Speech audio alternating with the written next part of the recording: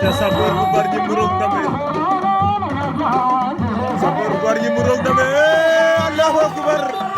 way Baba Yassin murung tamit rohondo Sabar bu Bargny ba to kan tamit lakka murung tamit yenu na Sabar murung tamit yenu na Sabar bu Bargny do ci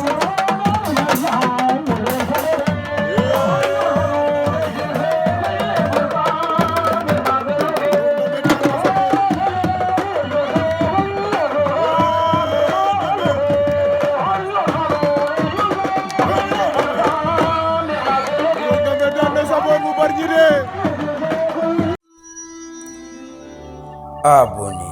Mbolum TV télé askan abonné Mbolum TV télé askan